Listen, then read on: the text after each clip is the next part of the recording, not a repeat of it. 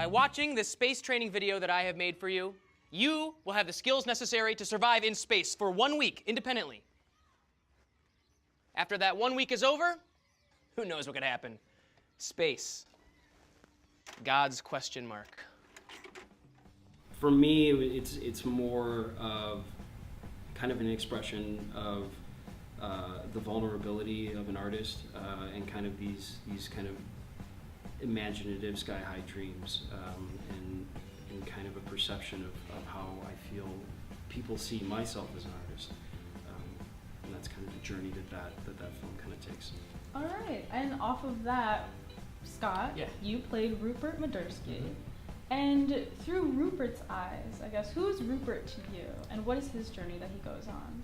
Yeah, well, the character of Rupert, what I found in that character was something that I do see, whether it's in myself or friends who also are really passionate about an artistic endeavor or a hobby, anything like that, where they get sort of lost in it and forget how to live in the real world. You know, instead of having a balance in life of real world, real relationships, etc., they kind of get lost in something, and that affects the way they behave around other people, and it can have negative consequences, kind of unbeknownst to you because you're so caught up in your own thing. And Rupert, I think, is so caught up in being an astronaut and obsessing over space that he doesn't understand other people anymore. He just kind of understands what he's going through.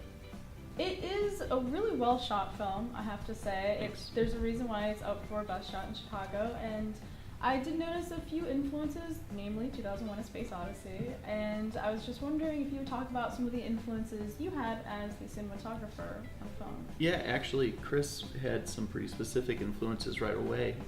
He gave me a couple of films by Aki Kaurismäki. I can't remember the name of the two. Lights in the Dusk and Le Havre. Yeah, Lights in the Dusk and Le Havre, and then also there was, just reading the script, there was pretty clearly some Wes Anderson influence going on too. So I definitely had a little bit of that in my mind. And from there, it was a lot of Chris and I sitting down and kind of talking about what he wanted.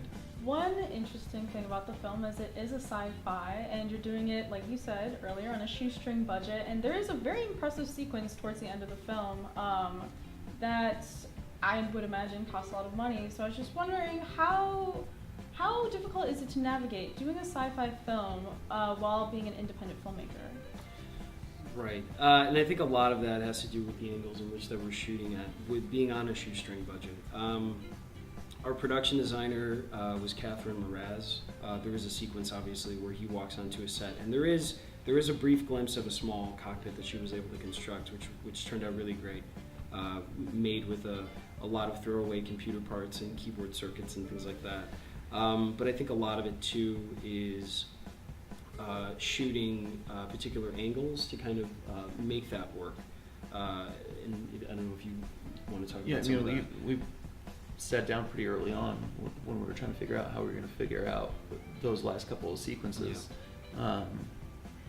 I mean, pretty much everything. We tried to map out pretty well, shot to shot, what we were going to be doing. And so, particularly for the VFX sequence at the end, and then kind of emulating the starfield going by as Rupert's in space and things like that. It was just a combination of figuring out what our angles were and then sticking to that, basically. Throughout the film, we kind of chosen specific lens focal lengths that we wanted to stay on the entire time, and part of that kind of played into that as well. My final question is, are there any interesting stories from being on set or behind the scenes that you guys might want to share with us and the people who will be watching? I think a good story for us. So Chris and I have obviously collaborated in the past, but we're trying to make it a tradition when we work together that there's mandatory set mustaches. For department heads. Yeah, so anyone who is the head of a department, we even get fake mustaches for the ladies.